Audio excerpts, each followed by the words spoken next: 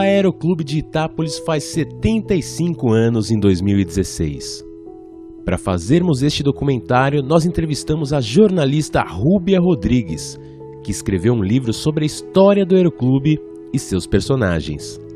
Ela começou sua pesquisa pelos documentos e o primeiro, de 1941, tem um trecho que dizia assim: tendo em vista o extraordinário desenvolvimento da aviação e necessidade de nos integrarmos nesse movimento de grande significado patriótico, foi convocada a reunião para que se fundasse um aeroclube, com as condições necessárias à sua inscrição no Ministério da Aeronáutica do Brasil, para que possa organizar uma escola de pilotagem, expedindo os competentes brevetes de aviador. Então, o meu primeiro contato para fazer esse trabalho foi com as atas, né, desde a fundação até os dias de hoje. E já nas atas, eu comecei assim, a me interessar muito pela história, porque assim, eram coisas muito peculiares, coisas muito interessantes, coisas muito bacanas e que traçavam assim, um pouco a história da cidade com a história da aviação. Para mim isso foi muito interessante. Eu tinha dúvida se era por causa do avião ter vindo aqui fazer uma demonstração que entusiasmou a turma. Foi um dos primeiros aeroclubes do interior. Naquele tempo não se falava que era avião, era aeroplano. Eu era um molecote e eu lembro que esse avião fez uma demonstração aqui em Itápolis e voltou para lá, porque o campo de aviação era lá em Majolinho. Alvoroçou a cidade, né? Ninguém tinha visto avião. O aeroclube não tinha um terreno para o campo de pouso. E aí tinha, então, na cidade, quando tudo começou, várias pessoas se entusiasmaram, queriam ajudar, queriam fazer que desse certo. Uma delas foi o seu João Santoro. Esse João Santoro, ele tinha recentemente ali perdido um filho, né, por conta de uma doença, ele era um médico. E aí ele queria, de alguma forma, além de ajudar a cidade, fazer uma homenagem para o filho. Então, como ele tinha essas terras, ele fez a doação desse terreno com uma única exigência de que o aeroporto da cidade levasse o nome do filho dele, que é Dr. Luiz Dante Santoro. E assim foi feito, né? Então o aeroclube conseguiu o terreno, hoje leva o nome, né, do filho dele, que é o Dr. Luiz Dante Santoro. Inclusive, uma das últimas aquisições do aeroclube, né, que foi um avião Cessna, eles batizaram com o prefixo SNT, que é em homenagem à família Santoro, né, por essa doação aí que eles fizeram no passado. Itápolis é famoso por ter um espírito aviatório. Até meu empregado do moinho era aviador também, o Abílio Regiane. Então existe um espírito aviatório. E o aeroclube foi fundado juntamente com o Ministério da Aeronáutica, em 41, né? No mesmo ano do Ministério da Aeronáutica. Então aqui existe uma ligação com a aeronáutica. A aviação em Itápolis sempre foi viva, desde da fundação, história. Então significa muito. Itápolis tem uma marca forte que é o Aeroclube, a aviação, e tem também o time do Oeste. Então hoje você mexe com o Oeste e mexe com o Aeroclube, são duas coisas muito próximas. Vai arrumar briga. Para a gente conseguir resgatar essa história, né, que estava nas atas, nós fomos falar com os familiares que ainda estavam aqui, né? E aí ficou então a dona Yolanda Santoro, que é a irmã do Luiz Dante, filha do senhor João Santoro. Ela não tem nada relacionado com a aviação, ela é uma personagem muito importante para a cidade de Itápolis, é um ícone na cidade, mais relacionada à parte de educação, né? Mas ela que contou, ela que trouxe essa história e essas fotos, essa lembrança da família pra gente.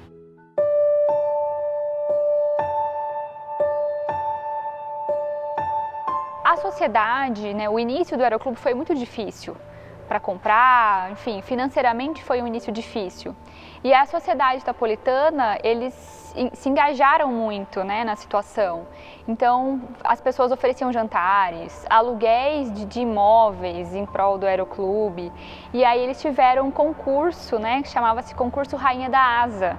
Então, para esse concurso, as moças, né, as concorrentes, elas tinham um caderno.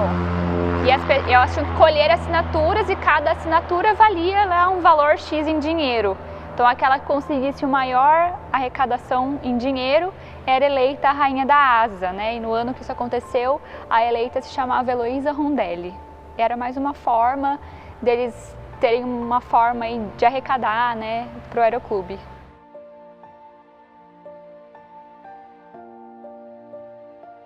que a gente tem, né, desse período aí foi o que estava registrado em ata mesmo.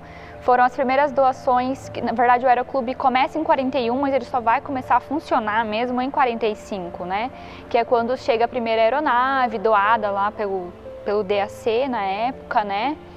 E foi uma euforia, né? O pessoal conseguir realmente o primeiro avião, que até então era tudo muito no teórico, né? Não se tinha uma aeronave. Então foi a primeira aeronave, aí veio a contratação do primeiro instrutor, a primeira compra de óleo, tudo isso é registrado nas atas com muita festa, assim, né? Algo que eles comemoravam a cada conquista mesmo.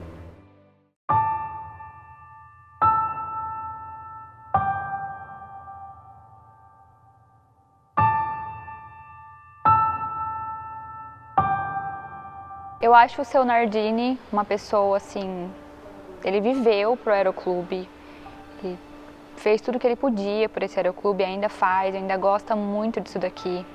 Então acho que ele é uma pessoa assim apaixonada mesmo pela aviação. Essa carteira aqui é a carteira de piloto privado. Essa carteira, ela leva o número 7155. Eu obtive essa licença em 7/8/57. Comecei o curso, comecei em 56, formei em 57, 58 formei primeiramente piloto privado, 58 fiz curso de mecânico por categoria primeira e categoria segunda, fiquei dando instrução e fazendo as manutenções em todos os aviões aqui. Depois de 10 anos, te convido para fazer um voo no GVN. Matar a saudade. É isso aí.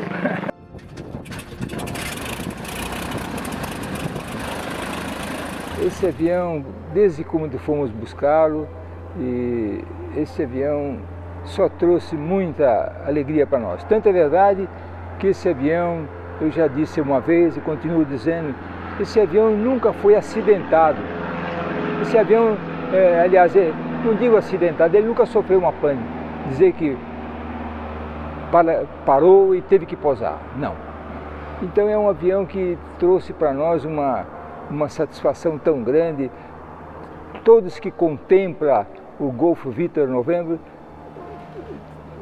olha com bons olhos. Então é um avião que formou, não posso dizer às vezes milhares, mas centenas e centenas e centenas de pilotos. Todos eles têm uma paixão assim pelo GVN, né? O Paulistinha é a paixão deles, de todos esses aviadores que se formaram aqui, que estão aqui, tanto que eles reformaram todos esses aviões, eles querem, por mais que os paulistinhas nem voem mais tanto, eles não são mais o carro-chefe do Aeroclube, mas eles querem manter tudo sempre muito arrumado, né, muito certinho. Eu tomei posse do avião, Josué como companheiro, mas se me senti como eu estivesse voando há 10, 15, 20, 30 anos atrás. Um avião que traz muita satisfação, passou por muitas e muitas revisões gerais e está aí voando aí, dando alegria para todos nós. Bom passeio que eu fiz aqui, panorâmico, curtindo. Tá jóia, Zé. Valeu, obrigado pelo voo. Tá muito bem. Isso aí. O que esse avião representa para o senhor? Isso aqui é muito na minha vida, viu? Isso aqui tá no sangue. Tá no sangue. Esse avião fomos buscar ele em Botucatu, na Neiva, em 61. Tem história, hein? Tem história. E aqui fiquei muitos anos aqui, onde que vivi em companhia da minha família, esposa e meus filhos. Estávamos todo fim de semana. Muitas vezes a pessoa não entende, não compreende, mas ele tem uns olhos voltados assim para um avião, para uma aeronave, e quando ele chega perto, contempla, e alguém fala, vamos dar um vozinho comigo, aí ele faz aquele vozinho sereno, aquele vozinho das 5, 6 horas da tarde, calmo, tranquilo, onde a pessoa fala, mas olha, que impressão maravilhosa que eu tive, eu não imaginava que era assim.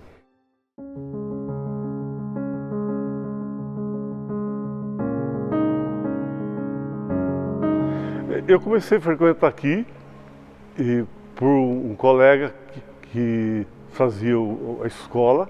Eu tinha 15 anos, ele tinha 16. Ele faleceu num acidente aqui, o Luiz Carlos Nigromado. Eu morava na casa dele, entrei com 8 anos lá, saí com 23. E eu já tinha feito inscrição, começando. Depois, quando o Lilo faleceu, Luiz Carlos, a gente fala de Lilo, a minha mãe não deixou mais, tinha 14 para 15 anos, minha mãe não deixou mais, aí continuou a amizade aqui dentro, frequentando. Todos os colegas meus da turma sempre foram mais velhos, 1 ano, 2 mais velhos do que eu, e todos foram daqui de dentro.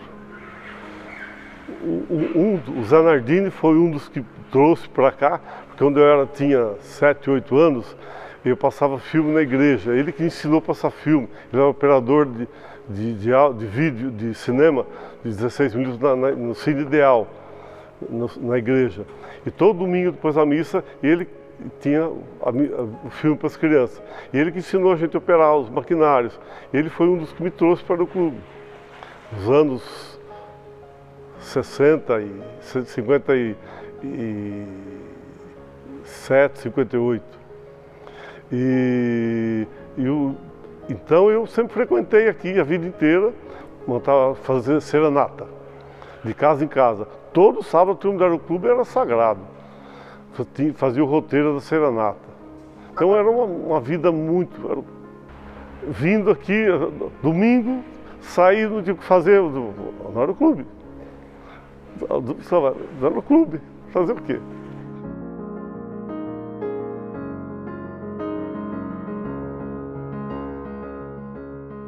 A glória de ter realizado um sonho de criança e de adolescente. Para mim foi o máximo, né? E, ao mesmo tempo, concorrendo para manter sempre viva a chama da aviação. Cada vez que tinha um acidente grave aqui, como teve, infelizmente, alguns, a tendência era parar tudo. Eu mantinha o espírito aviatório aqui, mesmo nas horas difíceis do nosso aeroclube, e ele sempre superou esses momentos assim, de tristeza, né? E conseguiu sobreviver, e hoje essa maravilha que é. E como criança, como garoto, adolescente, eu vinha quase todas as tardes passear no aeroclube, a pé, claro, né? Andava na pista e sonhava um dia descer com um T-6 aqui, com um avião qualquer aqui, coisa e tal. Posteriormente, eu tive a felicidade de ingressar na Força Aérea, né? E mesmo estando em Fortaleza, eu frequentei aqui de avião. Depois fui para Natal, mais um ano, frequentei aqui de avião. Fui para o Rio de Janeiro, aí vinha todos os finais de semana, religiosamente. Fazia parte da nossa instrução, em horas de voo, etc., e treinamento. Eu vinha os finais de semana para Itápolis. E fazia aquela festança aqui, coisa e tal, e mantendo o espírito aviatório sempre elevado. Depois fui para Pirassununga, e fui ser instrutor de voo em Pirassununga, de voo avançado. E de Pirassununga, aqui é pertinho, de avião, e aqui faz parte da área de instrução, da zona de instrução de Pirassununga. Então eu frequentava, eu era instrutor, a minha área que era Itápolis, né? Então eu sempre vinha aqui em esquadrilha, com meus jatos, com os aviões de Pirassununga, eu sempre estava aqui em cima da cidade, sobrevoando, fazendo e acontecendo. Um grande que incentivou muito os alunos foi esse que está aí atrás, o Major, que é a época que o Major namorava a esposa, vinha de T-6, então a molecada ficava doida. Fazia as peripécias dele, ele era meio... A gente fala que ele era meio loucão, o piloto daquela época, né? E o piloto de caça tem que aprontar mesmo, entendeu? Para usar o avião em toda a sua potencialidade. Então eu usei o avião em tudo que ele fazia, inclusive quebrando o avião. Tive 5 acidentes, graças a Deus não machuquei nenhum, né? Mas 5 acidentes graves, vamos dizer assim, né? Mas o avião era robusto, da Força Aérea, um avião muito forte, e a gente teve a felicidade de sobreviver. A memória é o seguinte, se o Aeroclube fechasse, deixasse de existir como escola de formação de pilotos, consta na escritura de doação. O patrimônio do Aeroclube, os bens, retornam à família dos doadores. Então, se parasse de funcionar como escola de aviação, perdia-se o patrimônio e perdia-se a propriedade. E não se reativava mais, porque era muito difícil criar aeroclubes naquela época. Então, a tarefa foi muito difícil de manter vivo o aeroclube. E só a manutenção do aeroclube vivo foi tudo que eu queria conseguir. Aí eu era capitão, aviador lá em Pirassununga, instrutor. Foram lá e me desafiaram, me convocaram para assumir a presidência para que não fechasse o Aeroclube de Itápolis. E eu vim com toda a dificuldade, que vim aqui né, todo final de semana, praticamente meio de semana, assumi a presidência do Aeroclube e tive a felicidade de mantê-lo vivo. Né? Depois de mim veio o Guido Cavicola, se não me engano, e posteriormente o Edmir, essa equipe que fez hoje essa maravilha que é. Então tenho a felicidade de ter participado né, ativamente na existência do Aeroclube de Itápolis. E o Major fez diversas festas concorridas para arrecadar fundos com o objetivo de reformar os aviões do Aeroclube.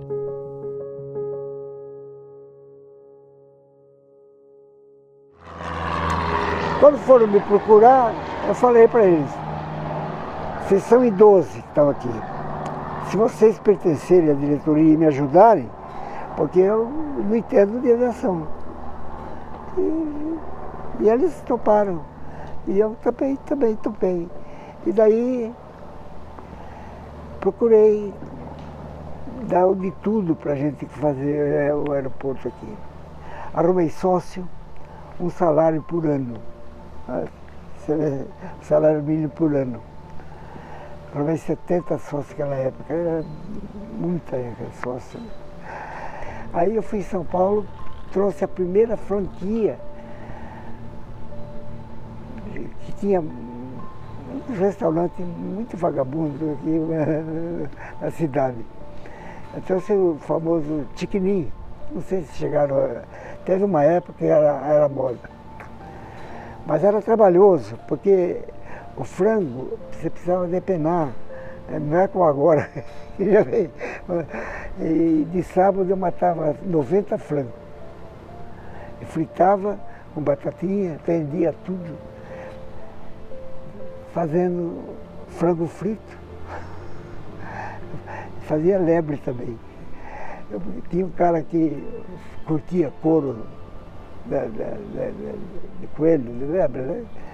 E ele matava, eu pegava a carne, comprava a carne dele e fritava no mesmo tempero do tiquinim de frango. Ficava bom, então eu gostava.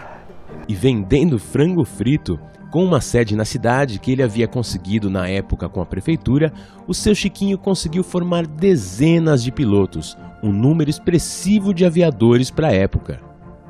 Ah, e na cidade ele fazia bailes com orquestras, festas e bingos, e com isso ele até conseguiu comprar um avião para o Aeroclube.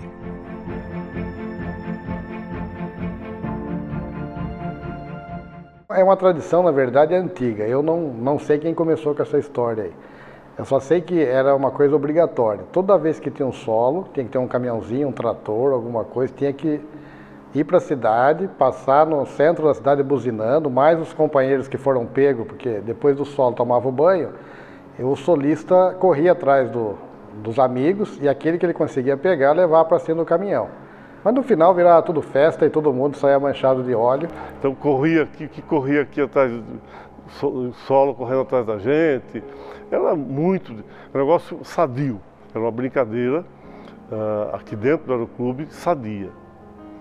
À noite, depois das 8 horas, toda noite tinha Bestia, 7,5, um baralhinho sem dinheiro, toda noite tinha aqui em cima.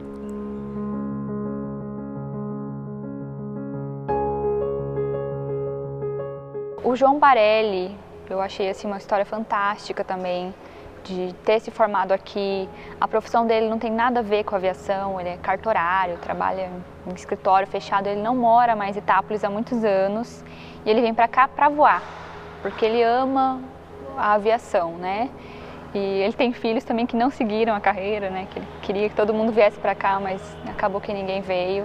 Mas é muito bonita essa relação que ele tem de continuar vindo para cá só para voar. Ele é daqueles caras que são sócios e que vem, funciona, sabe? Que vem toda semana ele vem, senão a cada 15 dias ele vem para voar.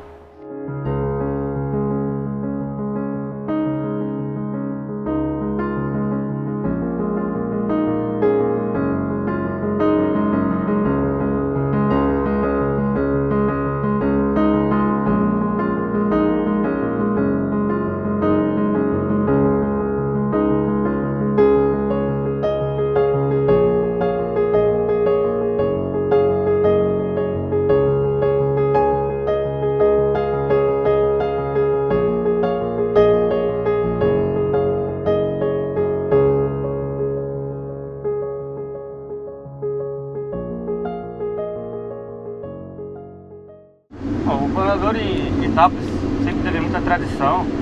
A maioria dos pilotos formados aqui, os grandes pilotos de companhias aéreas, que voam ou voaram num determinado momento, passaram pelo planador, iniciaram pelo planador. A gente tem muitos exemplos aqui dentro. Então o Aeroclube de Itápolis sempre teve bastante tradição na formação de pilotos de planador.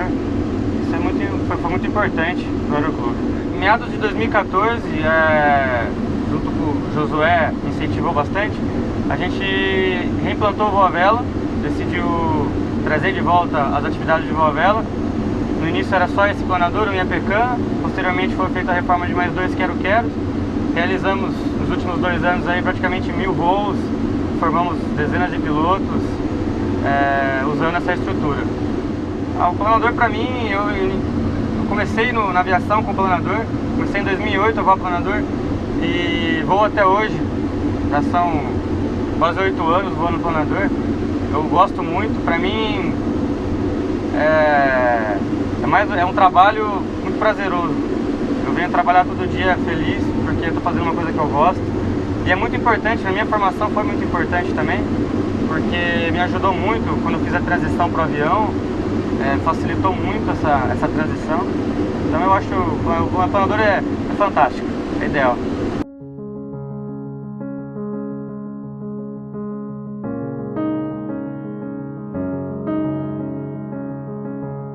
Houve uma festa aviatória, né, e aí vieram vários aviões T-6, né, que eram aviões usados em guerra e tal, e fizeram lançamentos de bombas, demonstração de lançamentos de bomba, né, uma loucura assim.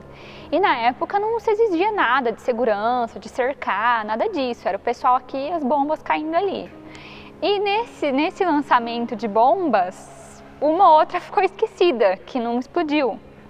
E aí então eles contam, né, essa história de que muitos anos depois, mais de 20 anos depois, um caseiro que morava, né, aqui próximo, morava aqui no Aeroclube, próximo, aqui num sítio próximo, ele estava fazendo sabão, naqueles tachos de sabão, e aí o tacho estava meio manco, e ele decidiu escorar com alguma coisa, e ele achou, né, um objeto redondo ali e tal, e escorou. E era uma das bombas que aqueceu e explodiu e ele perdeu os dedos, né? Conta-se essa história. Não conheci esse caseiro para falar se realmente é verdade.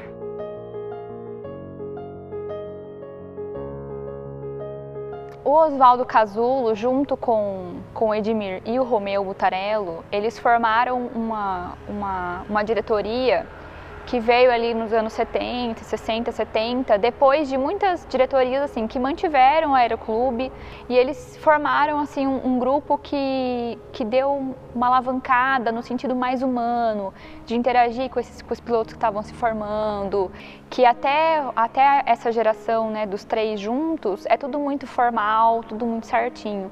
E a partir dessa trinca, né, deles assumirem, é tudo mais descontraído, é tudo mais familiarizado, eles estão tão junto mesmo com esses pilotos, né?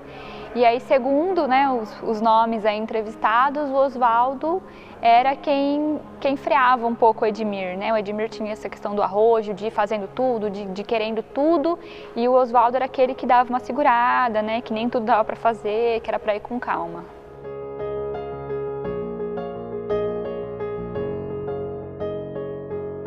O Aeroclube é antes e depois, né, do Edmir. Todo mundo coloca ele como se fosse assim um deus disso daqui tudo, né? E realmente foi ele que conseguiu lá nos anos 60, 70 estruturar e fazer com que isso daqui alavancasse, né, se tornasse algo muito grande. E a paixão que ele tem pela aviação, enfim, as portas que ele abriu para tanta gente, é uma coisa muito bonita de se ver. A gratidão que as pessoas têm por ele é uma coisa muito bonita de se ver. Inclusive, o Edmir, eu estava aqui naquela época, foi um outro instrutor que deu aula para ele, mas eu presenciei o voo solo dele, entendeu? Ele, estava aqui a mãe, estava o pai, família, e foi motivo de muita alegria para nós naquela época. Eu tinha um objetivo no Aeroclube que era, primeiro, dar oportunidade aos meus amigos, aos meus colaboradores, e a gente conseguiu fazer também, junto a isso, um bom trabalho. O Aeroclube de Itápolis hoje é um dos melhores do Brasil, com uma estrutura invejável.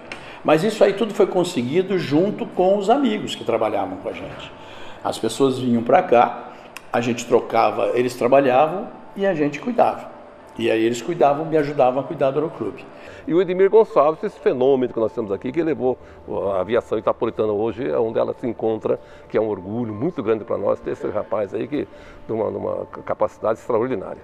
Apareceu pessoas como o Edmir e agora o Josué, que hoje é o presidente do aeroclube, que tomou as rédeas disso aqui, que hoje isso aqui é algo invejável, que traz uma satisfação para todos nós que somos itapolitanos, de ver o progresso e a pujança da aviação aqui na nossa cidade.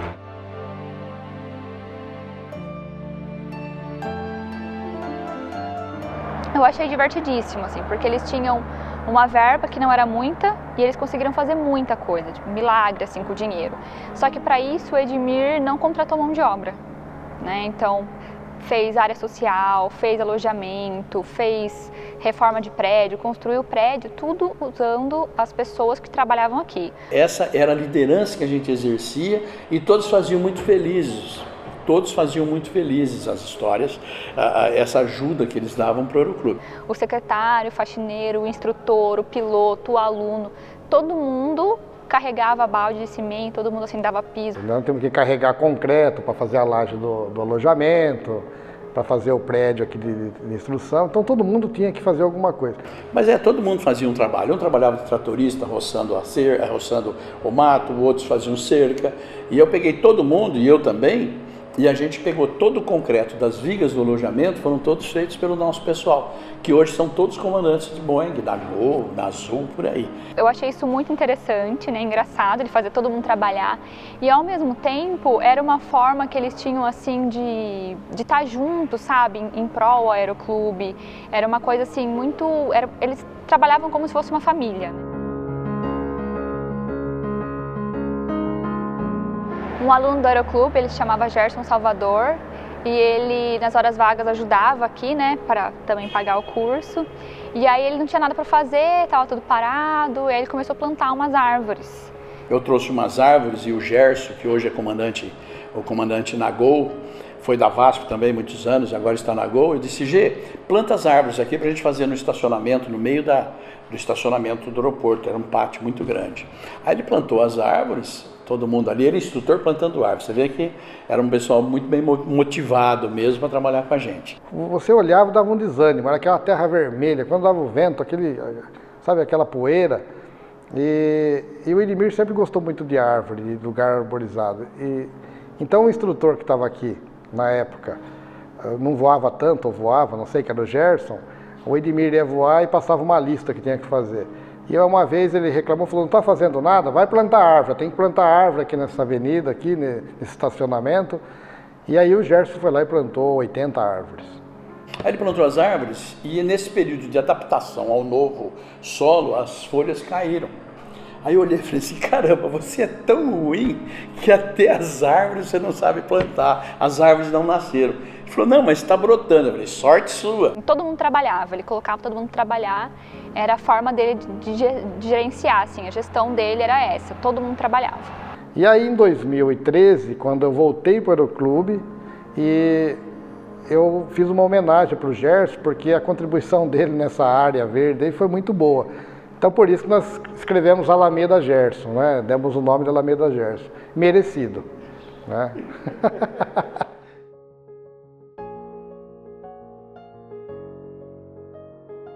É engraçado, porque o cara foi preso assim no aeroclube, porque ele dava golpes em aeroclubes. E aí o Edmir fez a caricatura do cara e mandou para todo quanto é lugar, e aí prenderam o cara num lugar bem longe, assim. Ele alegava que ele queria aprender a fazer pouso de decolagem, porque ele estava subindo para o norte, e que ele queria levar para o patrão dele se o avião era bom de performance para colocar na fazenda ou não. Então ele conviveu com essa historinha. Mas no domingo, pela manhã, ele foi fazer o voo, e aí quando chegou lá na cabeceira 01, que é a cabeceira que fica mais afastada aqui da sede, que o avião estava alinhando para decolar, entrou um comparsa com um revólver, e aí sequestraram o piloto e levaram o avião embora. Distribuímos a foto no Brasil inteiro, todo quanto era o clube, dizendo que tinha um ladrão de avião. E um mês depois, ele foi aplicar o mesmo golpe no Aeroclube do Rio Grande do Sul e a foto dele estava exposta no quadro. Nesse tempo, o piloto, o ladrão, passou em frente ao quadro e viu a foto dele exposta. Ele não teve dúvida, ele saiu pelas portas do fundo e fugiu. Só que aí ele foi capturado a 1,5 km ali do aeroporto pelos policiais do Rio Grande do Sul, lá de Porto Alegre.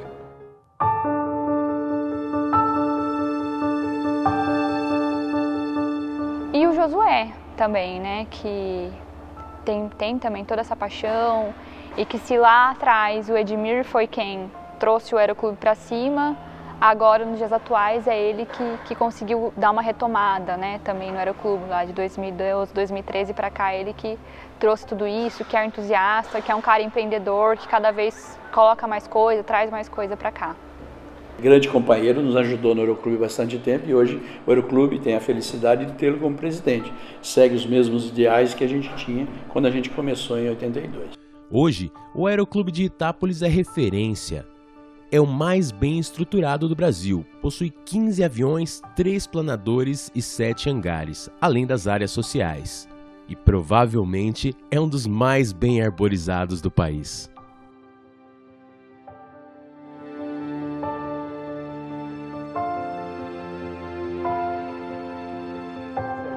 Se eu chego perto de um prédio assim e eu olho, eu não me sinto muito bem, não. Mas quando eu estou dentro de um avião e decolo, é a mesma coisa que eu estivesse em casa. Que coisa, né? Que gozada, né? É assim. A aviação é que nem cachaça. É isso aí, era o Clube de Itápolis.